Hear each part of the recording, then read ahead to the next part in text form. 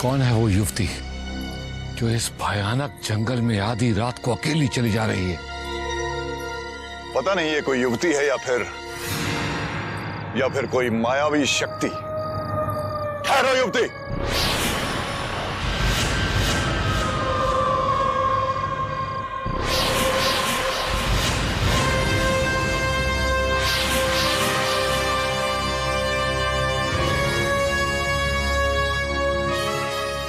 कौन हो तुम? समीप ही गांव में रहने वाली एक युवती हूँ, मगर तुम दोनों कौन हो और इस भयानक और मायावी जंगल में क्या लेने आए हो? हम अपने महाराज की खोज में यहाँ तक आ पहुँचे। क्या तुमने किसी अजनबी को यहाँ से गुजरते हुए देखा है? नहीं, क्योंकि कोई भी चंडालिका को रक्त चढ़ाए बिना यहाँ से आगे नहीं बढ़ सकता। चंडालिका? कौन है ये चंडालिका? रक्त पीने वाली वो मूर्ति जिसकी निगाहों से कोई नहीं बच सकता। यदि आगे बढ़ना है तो आपस में किसी एक को मारकर उसका रक्त कलश में भर लो और जहाँ भी वो मूर्ति दिखे उसे चढ़ा दो, वरना दोनों ही बेमौत मारे जाओगे। यदि रक्त चढ़ाने का अवसर आया तो हम तेरा ही रक्त निकालकर उस मूर्ति पर चढ़ा देंगे जिसकी कहानी सुनाकर तू हमें भ्रमित करना चाहती है युवती। ये कभी नहीं हो सकता, क्योंकि तुम्हें मेरी शक्ति का अंदाजा नहीं है। अब भी समय है, मैंने जो कहा उस पर ध्यान दो और जैसे मैंने मानव रक्त से भरे इस कलश को मूर्ति को चढ़ाया है, ठीक वैसे ही तुम चढ़ा दो, वरना तुम्हारी मृत्यु निश्चित है।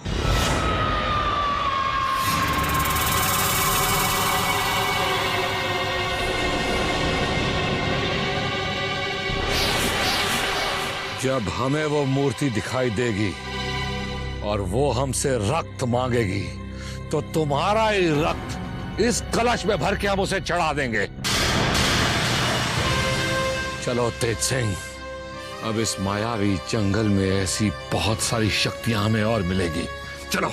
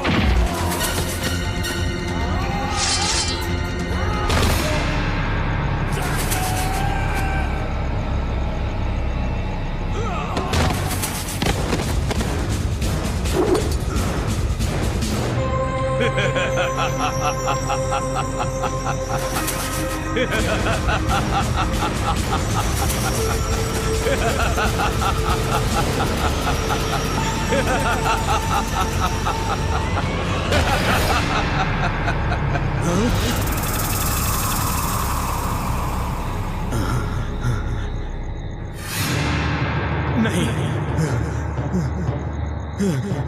नहीं, नहीं, नहीं, नहीं, नहीं,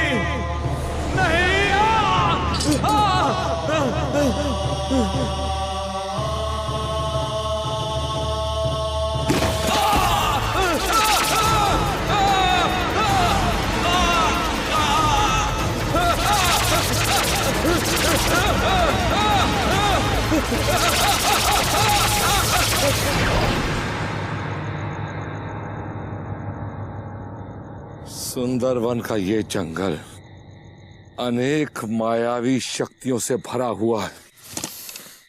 हमें हर कदम फूक फूक के रखना होगा तेज सिंह। चलो। जीवन, जीवन, जीवन, जीवन, जीवन, जीवन, जीवन, जीवन, जीवन।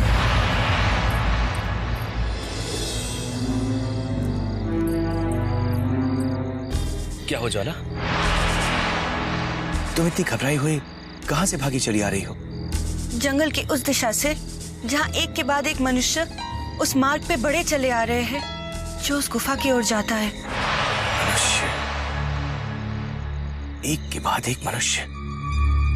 समझ में नहीं आ रहा है कि ये मनुष्य अचानक गुफा की ओर क्यों जा रहे हैं। कोई राजा है तो कोई रंक, कोई तांत्रिक तो कोई महायोद्धा। सब अपने साथियों को लेके अलग अलग मार्गों से बढ़े चले आ रहे हैं। और तो और एक युवती भी है उनके साथ जो चुनारगढ़ के महाराज के साथ चली आ रही है। अवश्य ही कोई अनहोनी होने वाली है ज्वाला, जो अचानक इतने मनुष्यों का आगमन सुंदरवन की गुफा में हो चुका है। उनका लक्ष्य केवल नागमणि को हासिल करना ही हो सकता है, क्योंकि उन्हें पता चल चुका है कि हम सुंदरवन की गुफाओं में लौट आए हैं। और चुनारगढ़ के महाराज यहाँ क्या कर रहा है कुछ समझ में नहीं आ रहा है। क्या नागमणि का लालच उन्हें भी यहाँ खींच के लाया है, जबकि उनकी तुलना तो सत्यवादी राजा हरिश्चंद्र के साथ की जाती है। इसी आश्चर्य में तो हम भी पड़ गए हैं ज्वाला। भैरवनाथ और मंगल सिंह का मकसद तो हम जानते हैं, मगर उस युवती के साथ वीरेंद्र सिंह के आने से हम भी दुविधा में पड़ गए हैं। उनके साथ युवराज और उनके सेनापति भी हैं, और चुनारगढ़ के 2 और महायोद्धा पीछे चले आ रहे हैं। नागमणि के साथ साथ अब हमें उस खंजर पर भी संकट के बादल मंडराते दिखाई देने लगे हैं ज्वाला। मगर मंगल के सिवा वो खंजर किसी और के क्या काम आएगा जीवन? और मंगल हमारे डर से वो खंजर हासिल करने यहाँ आ भी चुका है। आ तो गया है, मगर जिंदा वापस नहीं जाएगा। सबसे पहले हमें उन सब मनुष्यों के मकसद को जानकर उन्हें उस गुफा तक पहुंचने से पहले भटकाना होगा, वरना उस नागमणि की तरह उस खंजर पे भी काला साया पड़ जाएगा।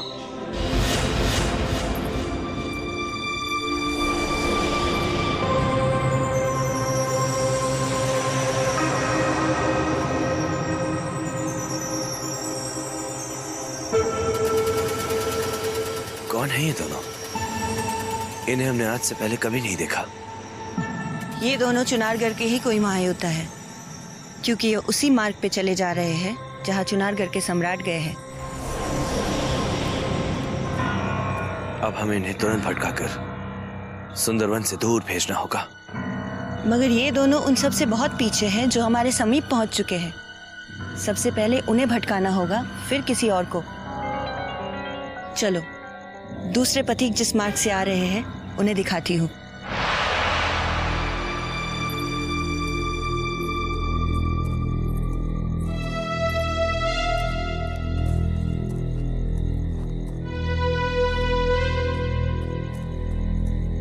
ये क्या?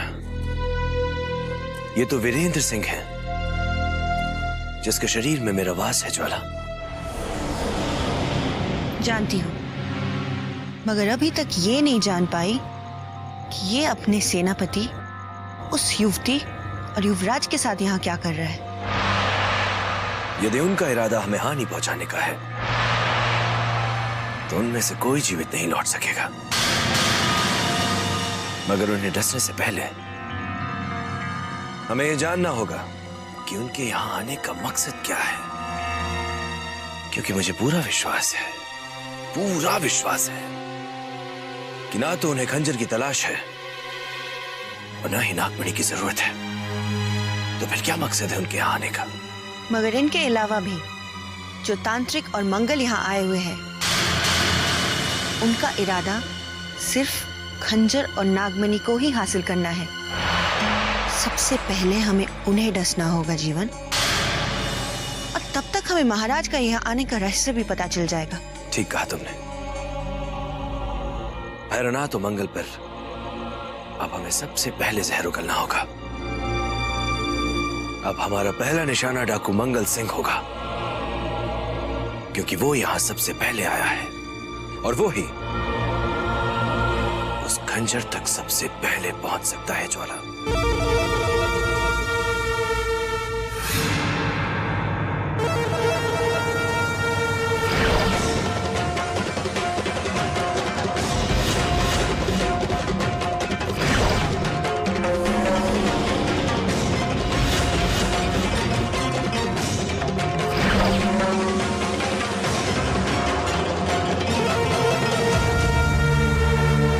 ये वही मूर्ति है चेनो, जिसे हमें रक्त चढ़ाना है।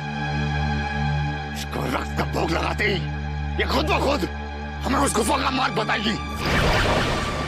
लेकिन सरदार, रक्त चढ़ाएंगे किसका?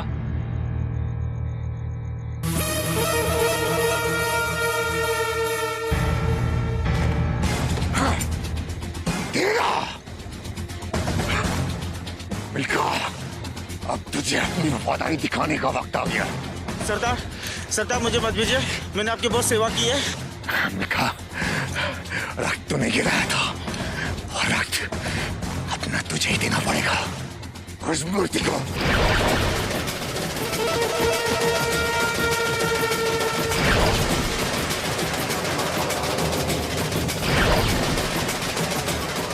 मूर्ति कहाँ गई? मिल्खा!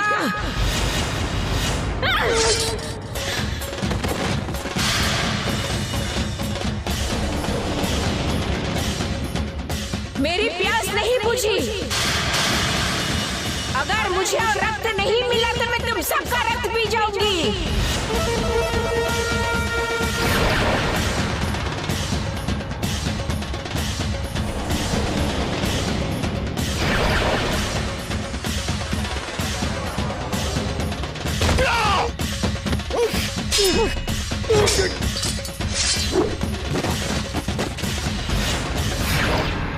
मुझे और रक्त चाहिए।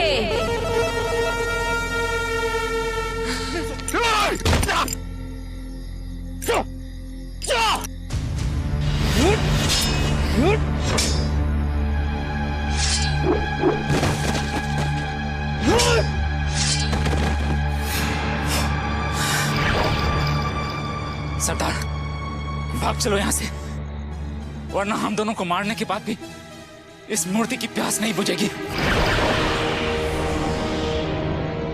क्योंकि तिलोत्तमा माई ने कहा था कि ये मूर्ति केवल युवतियों का खून पीती है, इसलिए हमारे साथियों का रक्त बेकार जा रहा है। बोल, मेरे 3 साथियों का खून पीने के बाद भी तेरी प्यास नहीं बुझी क्या? अब मुझे तुम दोनों का खून चाहिए। तुम मंगल को मारेगी, तुम मंगल को मारेगी। उस मंगल को जिसका नाम सुनते बड़े बड़े सम्राट कांपते हैं, तुम मंगल को मारेगी। सरदार, सरदार, आगे मत बढ़ो सरदार, मैं कहता हूँ लौट चलो। सरदार, छोड़ मुझे छेड़ो। मंगल इतना कायर नहीं है कि युवती की लड़का सुन के पीछे हट जाए। आज मैं इस तलवार से इसका सदा सदा के लिए अंत कर दूंगा।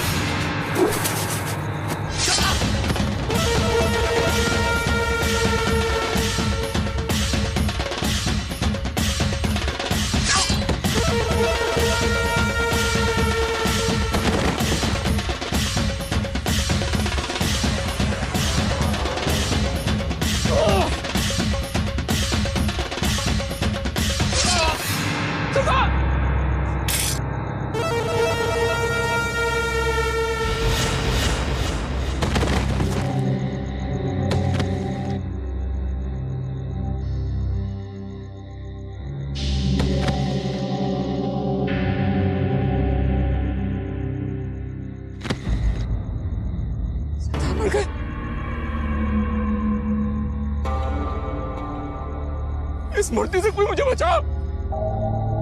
कोई है? कोई है? बचाओ मुझे।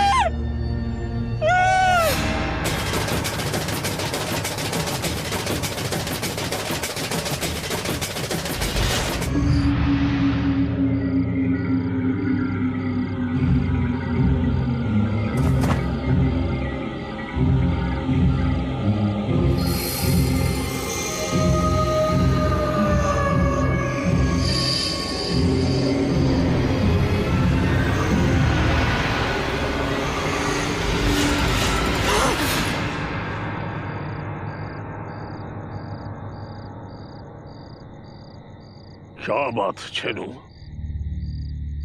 बहुत घबराए लग रहे हो। तुम्हारा सरदार मंगल सिंह कहाँ है? सरदार? सरदार तो मुझे छोड़कर चला गया। क्या मंगल सिंह फिर से मैनपुरी के जंगल में चला गया? नहीं, वो इस दुनिया को छोड़कर ही चला गया। झूठ बोलते हो तुम। मंगल सिंह इतनी आसानी से नहीं मर सकता।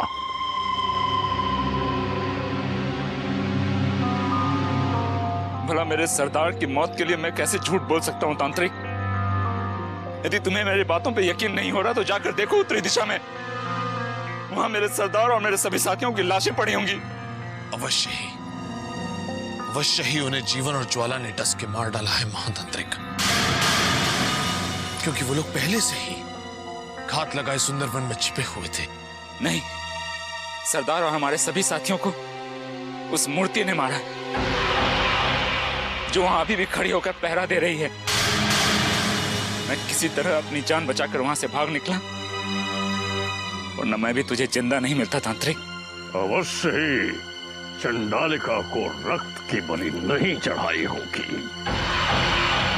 इसीलिए मंगल को अपने प्राण गंवाने पड़े।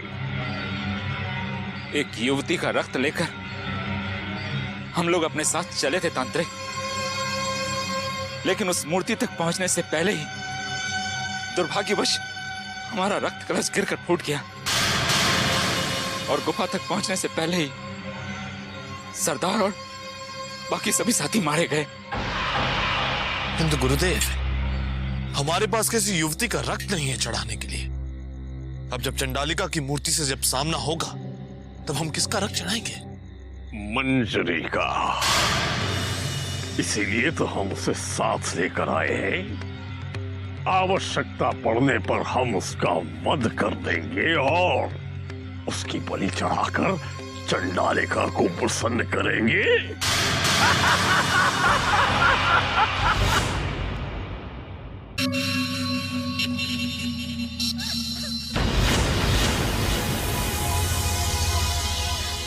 गजराज, कुछ सुना तुमने?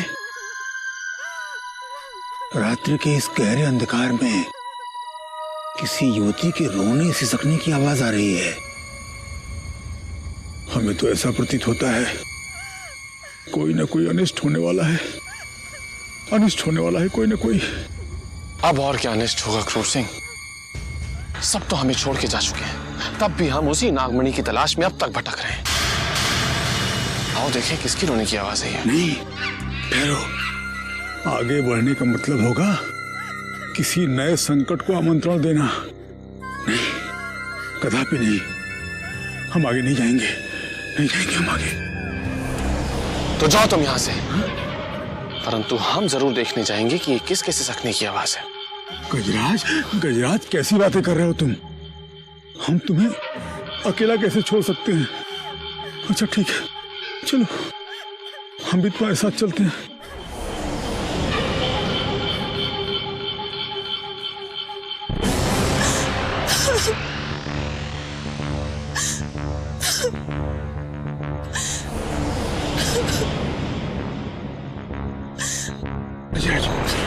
युवती, अरे ये तो वही युवती है जिसे हमने भैरवनाथ के मठ पर देखा था, परंतु आश्चर्य की बात यह है कि ये रो क्यों रही है? ये तो हमें अब वही बताएगी क्रूर सिंह। आओ देखें। आ जाओ। युवती, क्या हुआ तुम्हें जो तुम इस जंगल में अकेले सिसक सिसक के रो रही हो? मेरा बच्चा मुझसे बिछड़ गया। विवशता में मुझे मनुष्य का ये शरीर धारण करना पड़ा और भैरवनाथ ने मुझे अनेक शक्तियों में बांध रखा है। मुझे अनेक कष्टों से गुजरना पड़ रहा है। क्या तुम मेरी मुक्ति में मदद कर सकते हो? अब हम क्या मदद कर सकते हैं? देखो, हम तो वैसे ही विवश और लाचार होकर इस जंगल में भटक रहे हैं। हमें शीघ्रातिशीघ्र गुफा तक पहुंचना है। क्यों बजाज? मगर गुफा तक पहुंचना आसान नहीं है। अगर सुंदर वन की भूल भुलैया में भटक गए तो जिंदगी भर यहाँ से निकल ना सकोगे।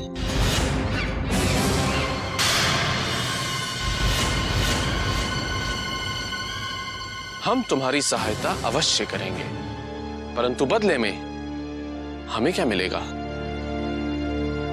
नागमणि, वो नागमणि जिसकी तलाश में तुम भटक रहे हो। कैसे? मैं तुम्हें गुफा तक पहुंचने का आसान मार्ग बता सकती हूँ और चंडालिका की उस मूर्ति तक भी ले जा सकती हूँ जिसे किसी युवती का रक्त चढ़ाए बिना एक कदम भी आगे नहीं बढ़ाया जा सकता। फिर तो रक्त तेरा ही चढ़ेगा, क्योंकि तूने ये बताकर बहुत बड़ी भूल कर दी कि तूने भी किसी मनुष्य का शरीर धारण किया है। अधिक सोचकर स्वयं को कष्ट मत दीजिए। मैं तुम्हें विवश नहीं करना चाहती। चलती हूँ। ठहरो, हम तुम्हारी सहायता अवश्य करेंगे। क्यों क्रूर सिंह? हाँ, अवश्य अवश्य। कष्ट में कोई भी हो उसकी सहायता करना हमारा कर्तव्य ही नहीं, धर्म भी है। परंतु यहाँ से हम सूर्योदय होने के पश्चात ही आगे बढ़ेंगे।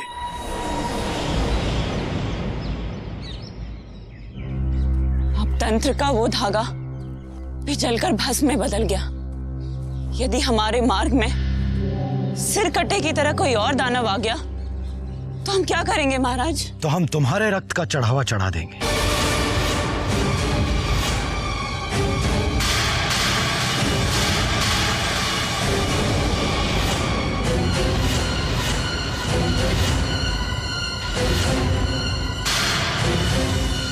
मेरा रक्त?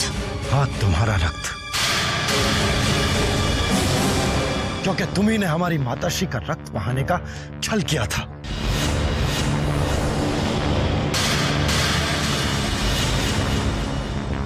तुम्ही ने शमशान में साधना करके हमारी माताश्री को न जाने कितने कष्ट, कितनी पीड़ाएं पहुंचाई थी।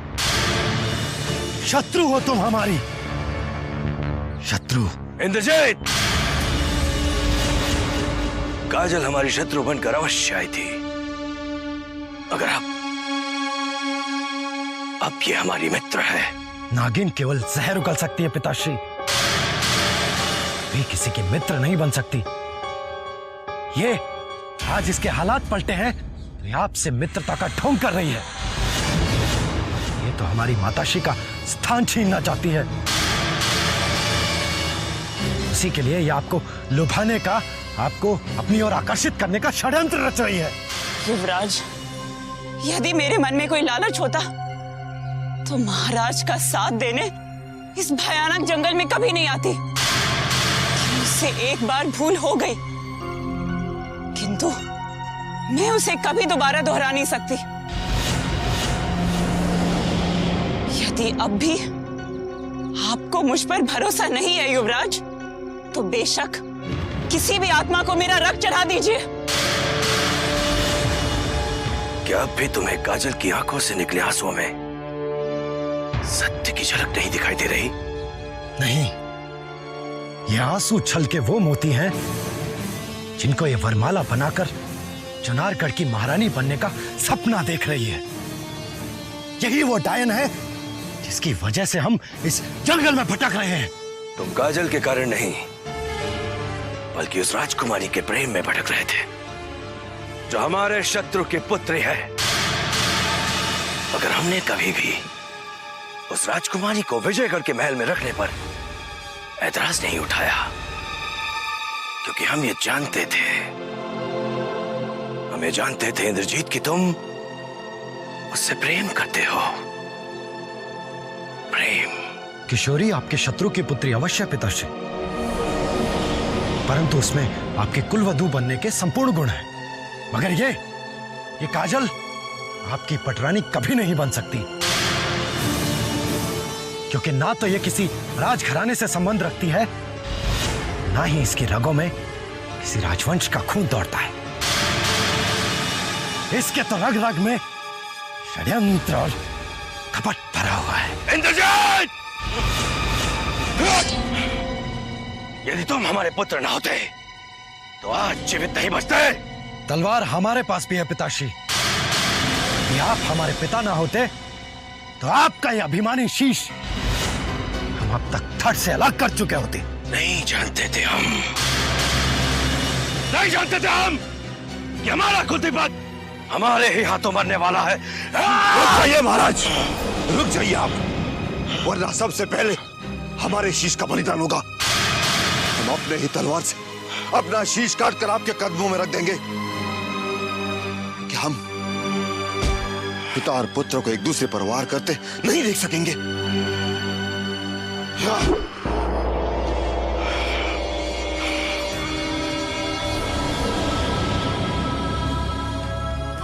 पिताश्री तो हमारा शीश न काट सके, मगर अवसर आने पर हम इस काजल का शीश काटकर अवश्य उस आत्मा को चढ़ा देंगे जो हमारे मार्ग में आएगी।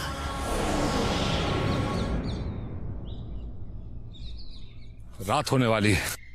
हमें लगता है कि हमें सुंदरवन की यात्रा रात में नहीं करनी चाहिए, क्योंकि यहाँ तरह तरह की आत्माएं हमें भटका सकती हैं। हमें ये यात्रा दिन में ही करनी चाहिए। हम आपसे सहमत हैं महाबली, परंतु हमें भय है कि इस भयानक अंधेरे में माधव सिंह कहीं भटक न गए, क्योंकि इतनी लंबी यात्रा करने के बाद भी हम माधव सिंह को अभी तक खोज नहीं पाए। माधव सिंह चुनारगढ़ के बहुत शातिर योद्धा हैं। उनकी बुद्धि और ताकत के सामने कोई मनुष्य नहीं टिक सकता। हम जानते हैं कोई भी मनुष्य उनके आगे टिक नहीं सकता, परंतु आत्माओं पे भरोसा नहीं किया जा सकता महाबली। और यहां पर मिलने वाली दुष्ट आत्माएं किसी को भी भटका कर अपने जाल में फंसा सकती हैं, और इसी चिंता ने हमें विचलित कर दिया है महाबली। अभी तक माधव सिंह का नाम मिलना एक चिंता का विषय अवश्य है तेज सिंह, लेकिन हमें विचलित नहीं होना चाहिए, क्योंकि शत्रु घात लगाए बैठे और हमें विचलित देख आक्रमण कर सकते हैं। और मैं जब तक महाराज के पास नहीं पहुंचता शत्रु की कोई चाल में उलझना नहीं चाहता।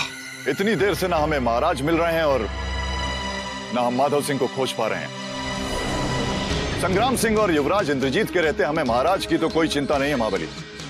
बस यही बात हमें खाए जा रही है महाबली कि इतने समय से माधव सिंह इस जंगल में कहां भटक रहे होंगे।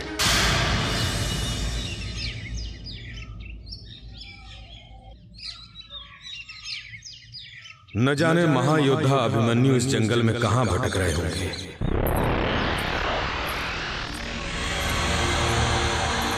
कौन है वो युवती जो कलश लेकर जा रही है? ए युवती, रुक जाओ।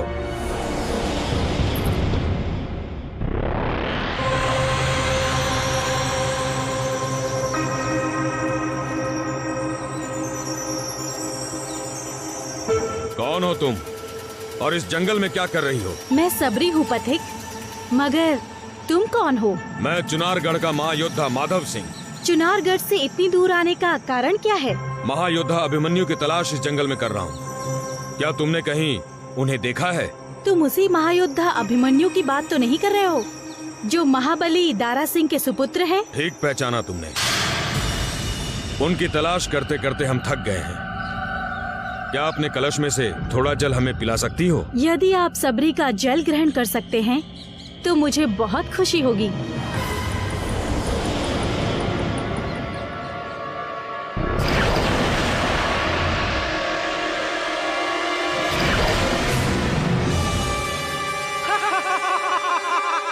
हो तुम?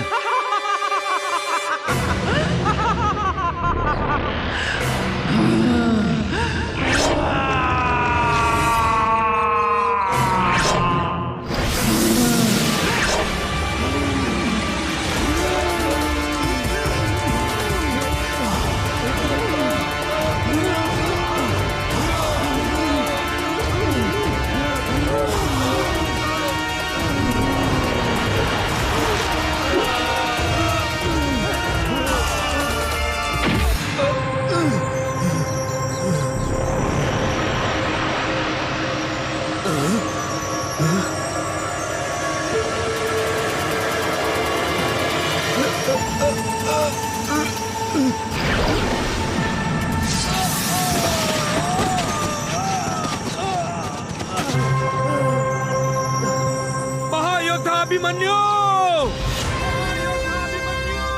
ये आवाज तो माधव सिंह की है। माधव सिंह! माधव सिंह!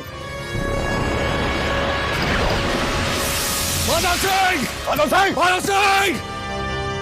माधव सिंह! माधव सिंह! माधव सिंह! माधव सिंह! माधव सिंह! माधव सिंह! माधव सिंह! माधव सिंह! माधव सिंह! तुम्हारी ये हालत किसने की माधव सिंह?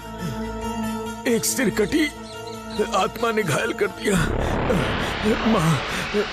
महायोद्धा अभिमन्यु, अब से भेंट हो गई। अब मुझे कोई चिंता नहीं। देखो, तुम महाराज की खोज में निकलो। हम माधव सिंह को किसी वैद्य के पास लेके जाते हैं। लेकिन महाबली, आपको अकेला छोड़कर हम कैसे जा सकते हैं?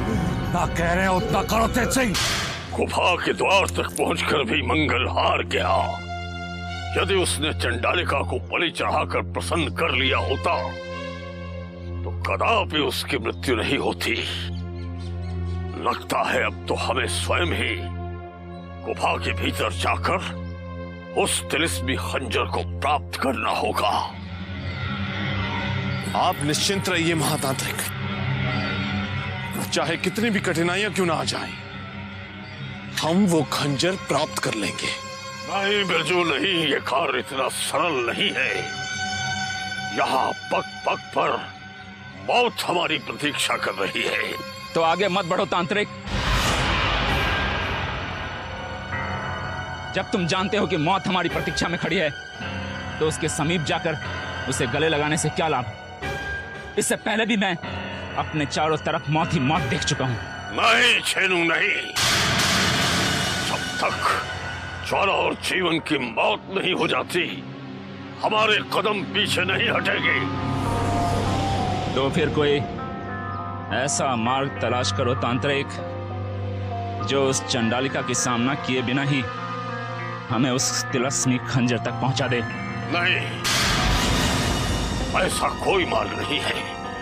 उस गुफा तक पहुंचने के लिए हमें चंडालिका की मूर्ति से गुजरना ही होगा।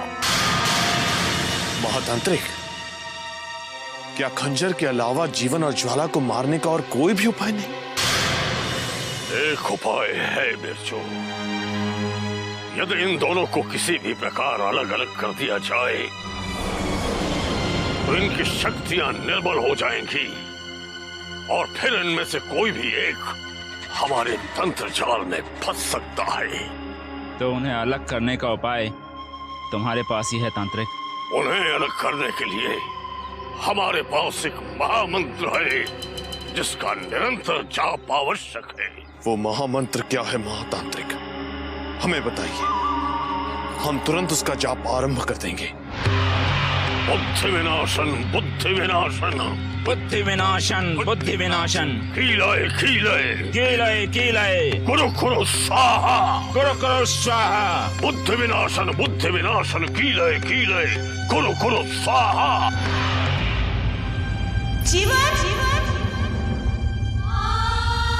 जीवन जीवन जीवन जीवन ज्वाला, क्या हो ज्वाला? तुम चिल्ला क्यों रही हो? हमारे सबसे बड़े दुश्मन का अंत हो गया है। क्या?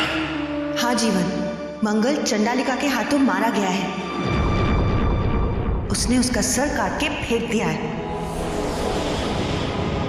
मगर तुम इतना खामोश क्यों हो?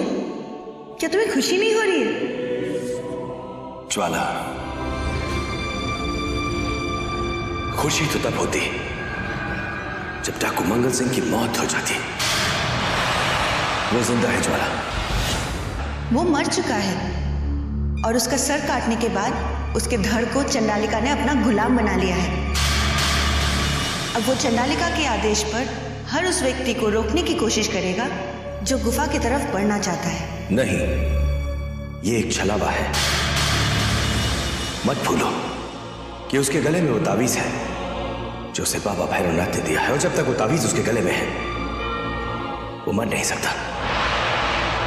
भले ही उसका सर कट गया है, मगर ज्वाला, उसके धड़ में अभी प्राण बाकी है जो इस गुफा तक पहुंचकर कभी भी उस खंजर को हासिल कर सकता है। ये तो मैंने सोचा ही नहीं था जीवन। अब क्या होगा जीवन? अब मुझे उसे खत्म करना होगा ज्वाला। तुम इस गुफा में रहकर उस खंजर पर निगरानी रखो। मैं उसे और अन्य शत्रुओं को देखता हूं कि वो कहां तक पहुंच गए।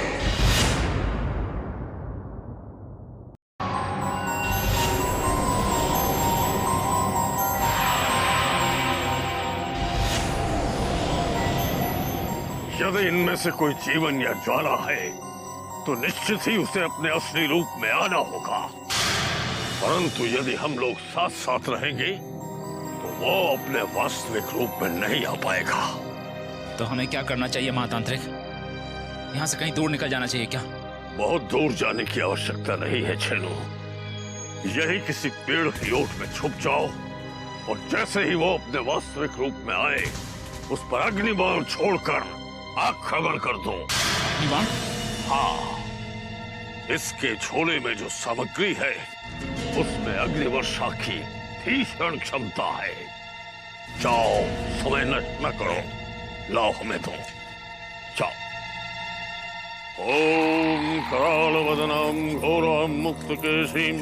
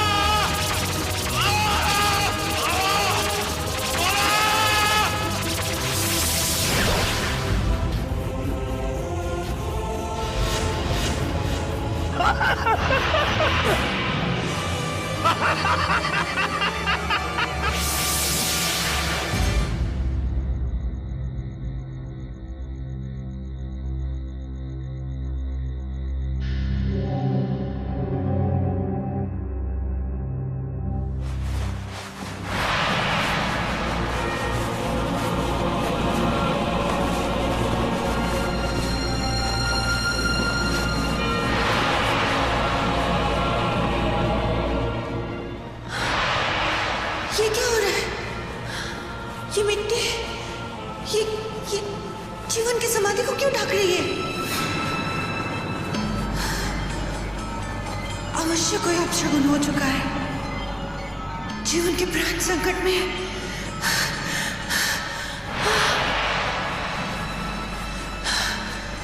मुझे वो खंजर वहां से निकालना ही पड़ेगा, वरना कुछ और देर हो गई तो ये समाधि का अस्तित्व ही मिट जाएगा।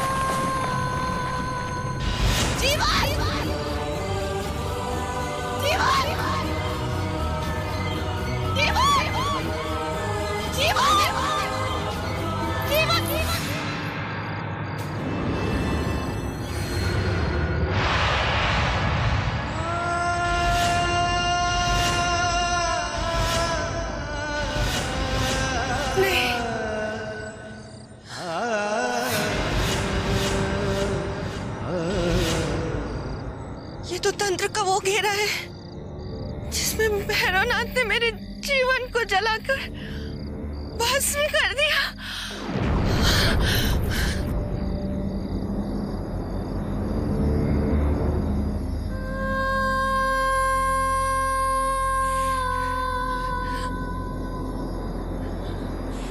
मेरा जीवन भस्म बन गया। दुष्ट भैरवनाथ ने मेरे जीवन को मुझसे सदा सदा के लिए दूर कर दिया।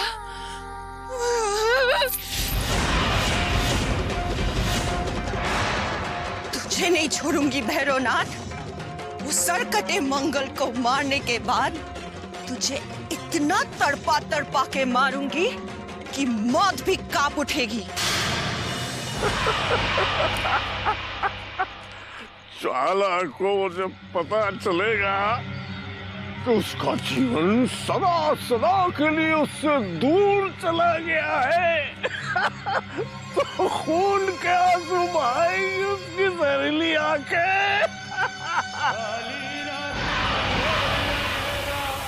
ये आवाज यहाँ सुंदरवन में कैसे? ये तो बाबा मलंग की आवाज है।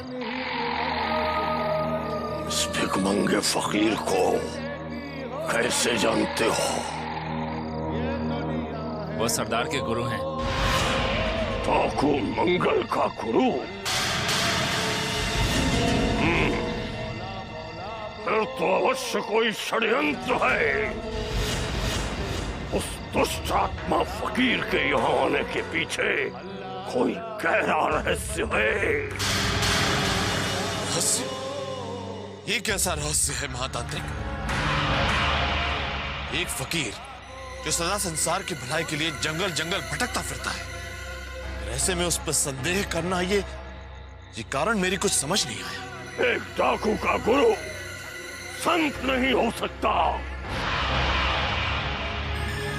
अवश्य ही ये कोई शैतान है जो योजना बनाकर उस गुफा की ओर जा रहा है जहां वो तिरस्मी खंजर छुपा है। यदि वो फकीर के रूप में कोई शैतान हुआ तो आपके क्रोध से कभी नहीं बच पाएगा। अब उसकी अग्नि परीक्षा लेने का समय आ गया है महातांत्रिक। लेकिन बाबा मलंग तुम्हारी हर परीक्षा में खरे उतरेंगे तांत्रिक, क्योंकि उन्हें संसार में न चांदी से मतलब है न सोने से।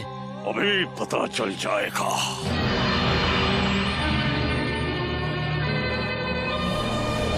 मतलब की ये दुनिया है, मतलब के सारे लोग। किस पे भरोसा कर लूं मेरे अल्लाह तू ही बोल।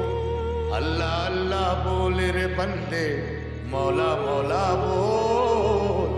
अल्लाह अल्लाह बोल रे बंदे,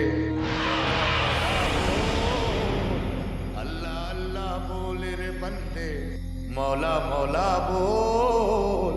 आए जोखोड़ी के फकीर,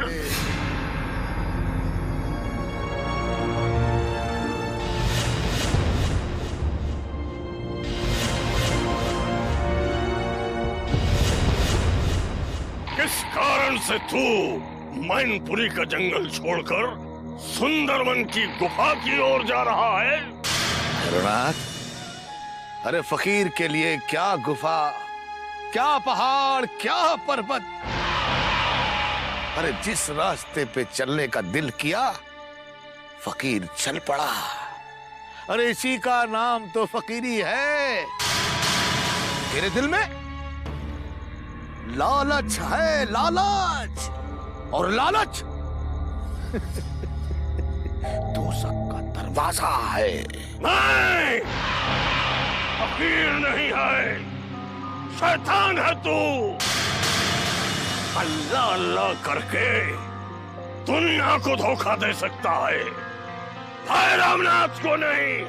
धोखा तो तू अपने आप को दे रहा है।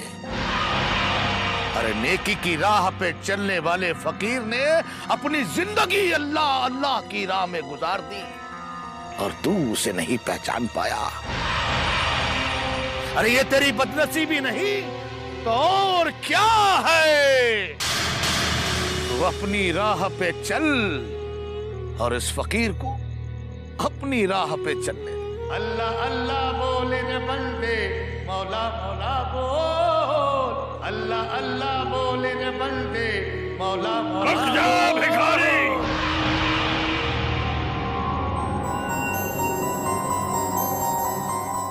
रामनाथ को परीक्षा दिए बिना तेरा यहाँ से जाना असंभव है, क्योंकि तू फकीर के भेष में कोई और है। अरे अल्लाह की इबादत करने वाले और नेकी की राह पे चलने वाले काफी इम्तिहान से डरते हैं। अरे फकीर तो कभी बाजारों में बिकते हैं, तो कभी सलीब पे चढ़ा दिए जाते हैं, कभी दूर पे जल जाते हैं, तो कभी सर कटाकर अल्लाह की सदा देते हैं। तू मेरा इम्तिहान क्या लेगा? देख, अगर तू सच्चा फकीर है तो भैरवनाथ अपंग हो जाएगा। कर तू फकीर के भेष में कोई और है तो अंग भंग हो जाएगा तेरा।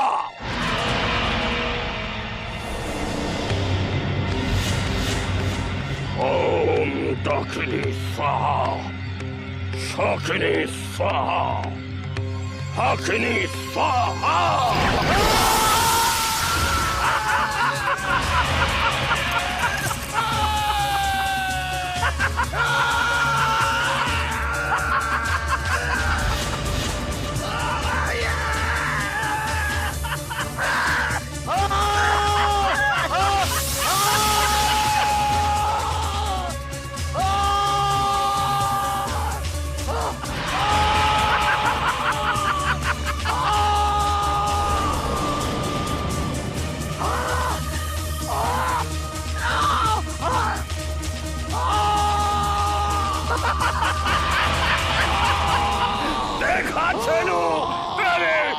सरदार का गुरु पाखंडी निकला। आश्चर्य है तांत्रिक, जिस मलंग को हम अब तक फकीर समझ रहे थे वो तो शैतान निकला।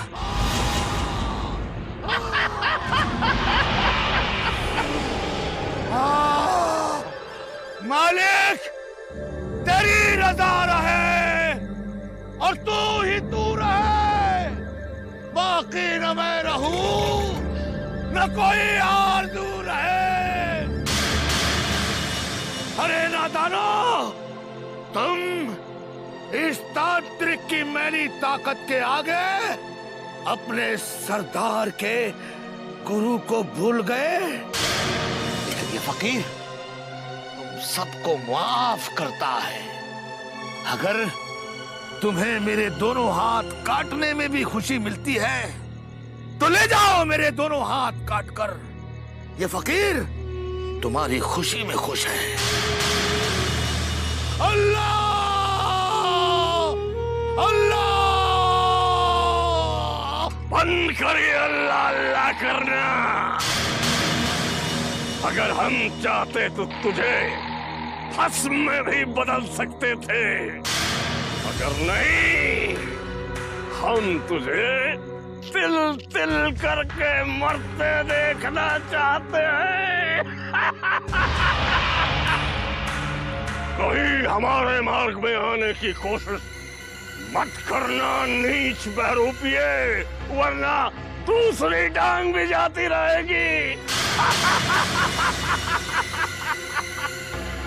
अब चलो। मुक्तकेशीं चतुर्भुजं दक्षिणां कालिकां दिव्यां मुंडमाला विभूषितां। भैरवनाथ, अब तेरी मौत मेरे हाथों में की है। तूने मेरी टांग खत्म करके मेरे इन दोनों हाथों को तेरे खून से रंगने पर मजबूर कर दिया है।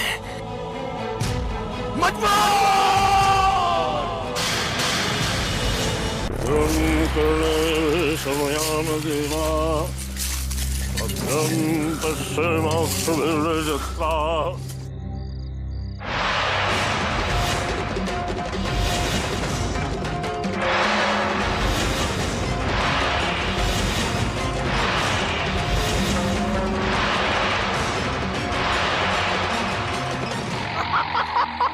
ज्वाला स्वयं जीवन के बाद यमराज के सामने आ गई। ढूंढना भी नहीं पड़ा। धोखे से तो तूने मेरे जीवन को अपने तंत्र जाल में फंसाकर नष्ट कर दिया, पर तेरा तंत्र मेरा कुछ नहीं बिगाड़ सकता। मैं तुझे इतनी भयानक मौत दूंगी कि फिर कभी कोई दुष्ट तेरे पद चिन्हों पे चलने का साहस भी नहीं करेगा। तू हमें मौत देगी? तू? हम साक्षात यमराज हैं। जीवन की मौत देखी नहीं तूने? यदि देख लेती ऐसी मौत की अपेक्षा स्वयं ही मर जाती। कोई बात नहीं, हम तेरे प्राण हर लेंगे, परंतु अभी नहीं। पहले हम वो नागमणि प्राप्त करेंगे जो तूने छुपा रखी है जहरीली नागिन। ना तुझे वो नागमणि मिलेगी और ना ही वो खंजर जिसकी तलाश में तो सुंदरवन आया है।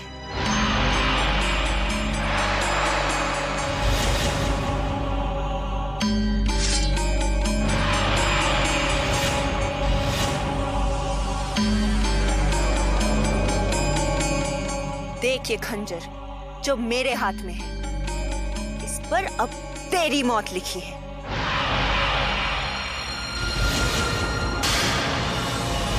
अपनी मौत की अंतिम घड़ियां गिनना आरंभ कर दे भैरवनाथ, क्योंकि मंगल के बाद नर्क जाने की बारी अब तेरी है। नहीं, अब हमें इस खंजर की, इस खिलौने की आवश्यकता नहीं है। देखा नहीं तूने, तेरे जीवन को हमने केवल अपनी मंत्र शक्ति से समाप्त कर दिया। तुझे भी नागिन भस्म कर देंगे हम। बता वो खुद बता, बता, बता कहाँ है वो नागमणि?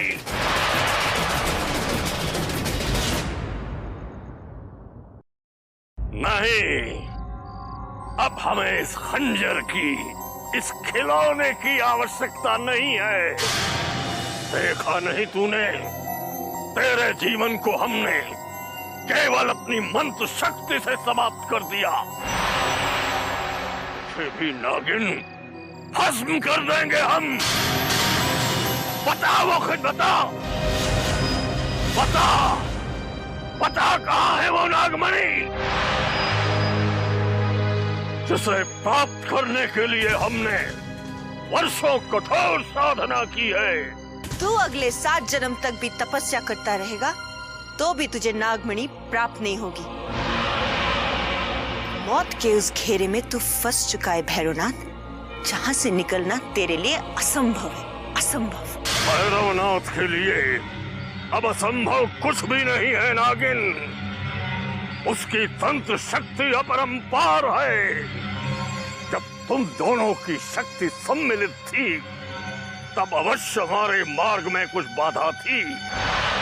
अब तो तुम्हें हम वैसे ही समाप्त कर देंगे मंत्र शक्ति से जैसे तेरे जीवन को किया था। देखना अब तू कैसे तड़प तड़प कर हमारे सामने गिड़गिड़ाती है।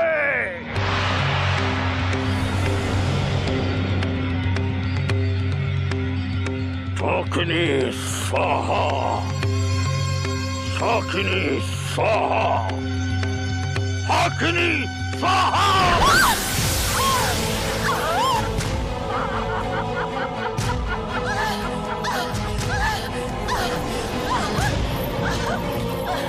देखा, देखा कैसे तड़प रही है। बहुत पीड़ा हो रही है ना तुझे? अभी तो नागिन ये तेरे कष्टों का आरंभ है। तेरा अंत जीवन से भी भयानक होगा। बता, कहाँ है वो नागमणि? बता दे, बता। जिस तंत्र शक्ति पे तुझे इतना घमंड है भैरवनाथ, वो तेरे कोई काम ना आ सकेगी, क्योंकि रात के अंधेरे में मौत दबे पैर कभी भी आके तुझे डस सकती है। अभी तो मैं जा रही हूँ, लेकिन याद रखना, मेरा जहर तेरे और तेरे इन दोनों साथियों के शरीर में कभी भी उतर सकता है।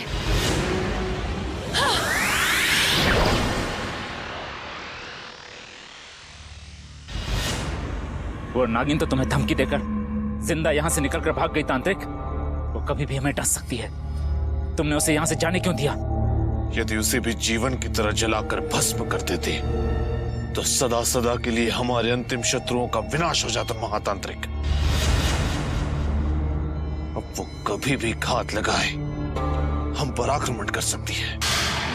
वो कभी हमें पहचान सकेगी और न कभी ढूंढ सकेगी। ये तुम क्या कह रहे हो? ऐसा क्या करने वाले हो तुम? समय आने पर पता चल जाएगा तुम्हें, परंतु हमारा हश्र मंगल सिंह जैसा नहीं होगा, कदापि नहीं।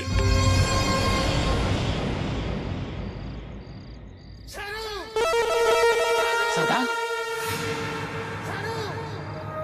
सरदार, ये तो सरदार की आवाज है। हमारा सरदार मर चुका है छेनू। मुर्दे कभी बोला नहीं करते। नहीं बिरजू, मैं अच्छी तरह पहचानता हूँ। ये मेरे सरदार की आवाज है, उसे मेरी जरूरत है। रुको छेनू। कोई तुम्हें भ्रमित करने की कोशिश कर रहा है।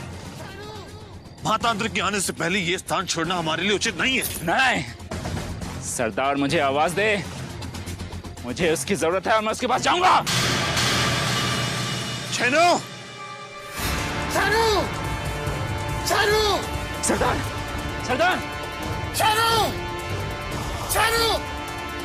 सरदार,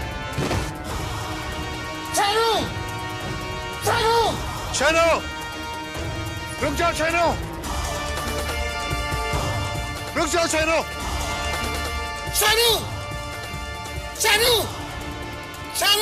सरदार, सरदार, सरदार।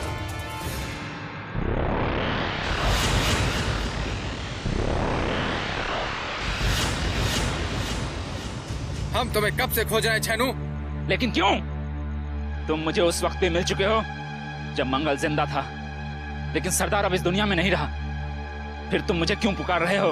हम तुम्हारे सरदार मंगल सिंह हैं छेनू, तुम्हारे सरदार। नहीं, झूठ बोल रहा है तू इससे पहले भी बाबा मलंग के रूप में हमें धोखा दे चुका है। मैंने तुम्हें पहले ही आगाह किया था छेनू। अवश्य ही ये कोई तुम्हारा शत्रु है, तुम्हारे सरदार की तरह तुम्हें भी मौत के घाट उतारने आया है। खामोश। शत्रु तो ये छेनू है जो हमें चंडालिका के पास छोड़ के आया, जबकि सिर कटने के बाद भी हमारी धड़ जिंदा था, क्योंकि भैरवनाथ का दिया शक्तिशाली ताबीज हमारी रक्षा कर रहा था। हम तुम्हें जिंदा नहीं छोड़ेंगे छेनू। तुम स्वामी भक्त नहीं, कायर और स्वार्थी। मुझे माफ कर दो सरदार, मैं नहीं जानता था तांत्रिक के दिए उस शक्ति पुंज ने सिर कटने के बाद भी तुम्हें जिंदा रखा।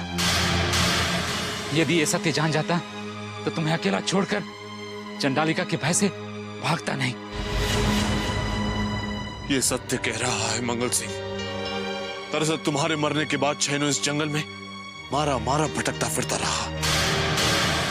यदि समय के पहले इसकी भेंट महातांत्रिक और मुझसे ना हुई होती तो अब तक ही मर चुका होता, किंतु भाग्य से महातांत्रिक के हाथों जीवन मारा गया, जिसे मारने के लिए तुम यहाँ आए थे। जीवन मर गया तो क्या वो खंजर भैरवनाथ को प्राप्त हो गया?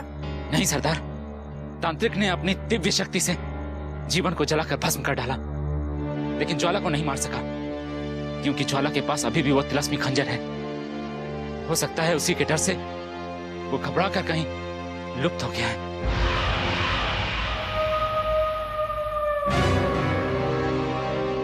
हे मां चंडालिका, हे महाशक्ति, तेरे इस पुत्र भैरवनाथ ने वर्षों रक्त अर्पित करके तेरी साधना की है माँ, परंतु आज तक तुझसे कुछ नहीं मांगा।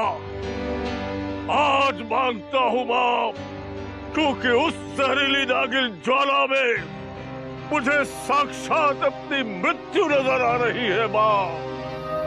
हे माँ, मेरा ये रूप परिवर्तित कर दे और मुझे ऐसी शक्ति दे कि जब मैं चाहूं अपने उस रूप में चला जाऊं और जब चाहूं पुनः इसी भैरवनाथ के स्वरूप में आ जाऊं। कृपा कर मां, अपने उस पुत्र पर कृपा कर, कृपा कर।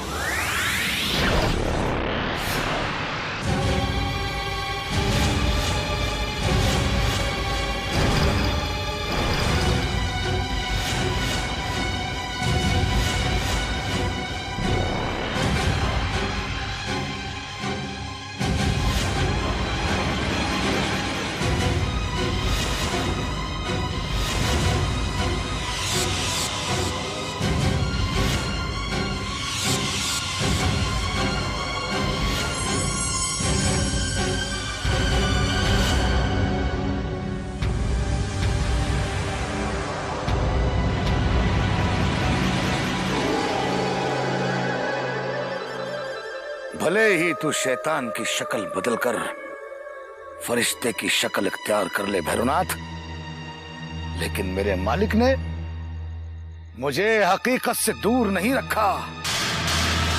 तू अपने इरादों में कभी कामयाब नहीं हो पाएगा। जय मां चंडिका, तेरा ये बेटा, तेरा ये उपकार सदैव याद रखेगा मां। नया रूप, नया अवतार, तेरा ये बेटा जीवन की तरह ज्वाला का भी सर्वनाश कर देगा। सर्वनाश। जय मां चंडिका।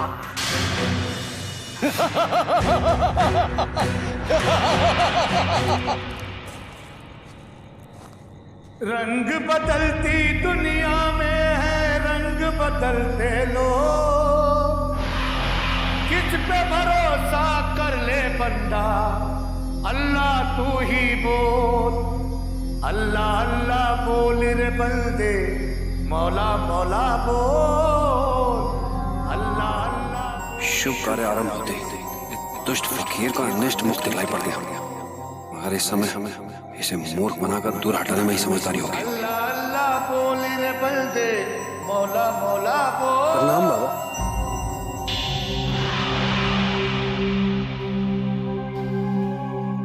इस जंगल में भटक भटक कर बाबा आपके गीतों के सहारे ही जिंदा था। कभी सोचा नहीं था कि आज आपके दर्शन भी हो जाएंगे। आपके गीतों ने मुझे हमेशा शक्ति दी है बाबा। गिरगिट की तरह रंग बदलना तेरी फितरत है भैरवनाथ। अब देख ये फकीर भी तुझे कैसे रंग दिखाता है। क्या बात है बाबा, क्या सोच रहे हैं? मैं सत्य कह रहा हूं बाबा, आपकी आवाज बहुत मधुर है। ऐसा प्रतीत होता है जैसे संगीत की देवी साक्षात आपके होठों पर विराजमान हो। मैंने भी तुझ जैसा खूबसूरत तहजीब में डूबा हुआ इंसान पहले कभी नहीं देखा। बता अजनबी, कौन है तू जिसे देखकर मुझे फरिश्ते याद आने लगे? मैं काली हूं बाबा, कोई देवदूत नहीं बल्कि एक साधारण सा मनुष्य हूं। तेरी इसी सादगी और सच्चाई ने तो इस फकीर को गफलत में डाल दिया है कि तू इस जमीन से नहीं बल्कि आसमान से उतरा हुआ लगता है। बता बच्चा, कौन है तू और कहां से आया है? इस फकीर ने इससे पहले तुझे कभी नहीं देखा। बता, क्या परेशानी है तुझे जो तेरी आंखों में उलझन की लहर दिखाई दे रही है? अपने राज्य से देश निकाले का दुख मुझे अंदर ही अंदर खाए जा रहा है बाबा। बेकसूर होकर भी मैं जंगल जंगल भटक रहा हूं बाबा, और जब तक समय पूरा नहीं हो जाता तब तक मुझे अपने परिवार से दूर इन्हीं जंगलों में वनवास भुगतना पड़ेगा। वनवास? वनवास तो उस पाक नाम के साथ अच्छा लगता है जिसका नाम राम था। उस राम ने दुनिया को सच्चाई पे चलने की राह दिखाई। तुम्हारे इस फरिश्ता सिफत चेहरे के पीछे मुझे राम की नहीं बल्कि रावण की शक्ल दिखाई देती है। बाबा, आपके मुंह से कठोर शब्द भी फूलों के समान कोमल लगते हैं,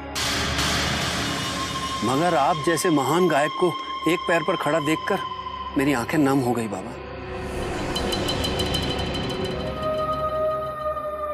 मगर बाबा, आपने क्या अपराध किया था जो किसी दुष्ट ने आपकी एक टांग काट दी बाबा? जुर्म सिर्फ इतना था कि मैंने उस भैरवनाथ को दोज़ख के दरवाजे पे जाने से रोकने की कोशिश की थी, जो अब मौत के आगोश में पहुंच चुका है। मगर आपका वो अल्लाह क्यों नहीं काम आया जिसके गीत गाते गाते आप अपंग और बूढ़े हो गए?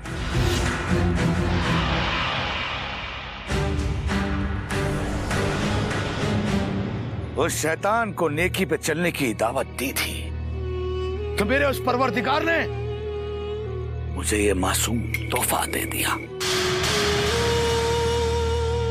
लेकिन तेरी छोटी सी उम्र में तुझे क्या समझ आएगा और क्या समझना बाकी रह गया है तेरा? क्या? अरे अपनी राह पकड़ जहां सिर्फ कांटे ही कांटे हैं। कांटों पर चलने की आदत ने ही तो काली का नाता फूलों से तोड़वा दिया है। मैं आपके लिए प्रार्थना करूंगा कि आपके दूसरे हाथ में बैसाखी ना आए। प्रणाम।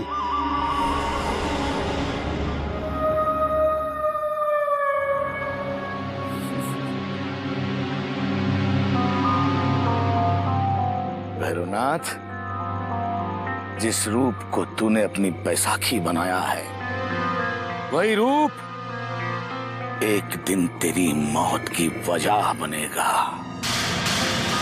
तेरे इस फरिश्ता सिफत शक्ल के पीछे छिपे हुए शैतान को ज्वाला की निगाहें पहचान लेंगी। उसकी निगाहों से बच नहीं सकेगा तू, नहीं बचेगा।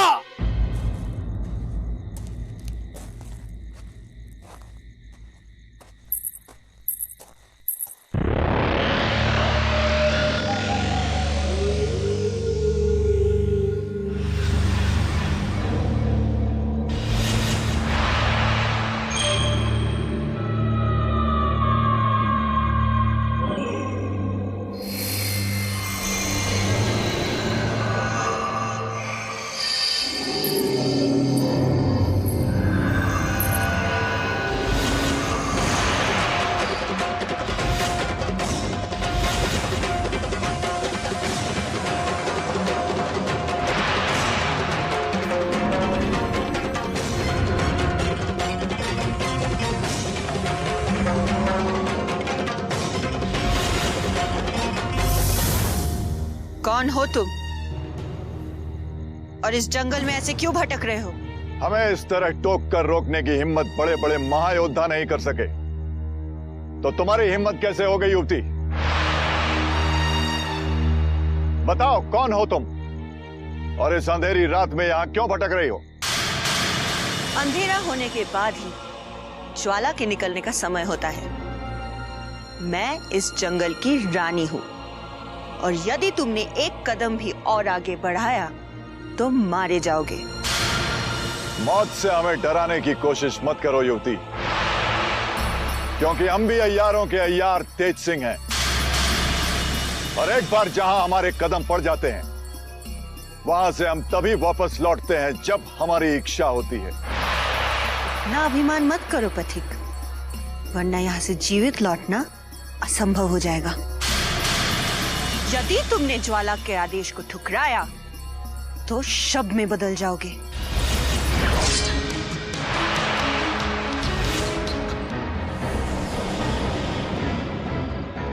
अगर तुम्हारे स्थान पर किसी युवक ने हमें ये धमकी दी होती तो अभी तक हम उसे शव में बदल चुके होते। भूल कर भी हमारे सामने आने की हिम्मत मत करना युवती, वरना जिंदा नहीं बचोगी।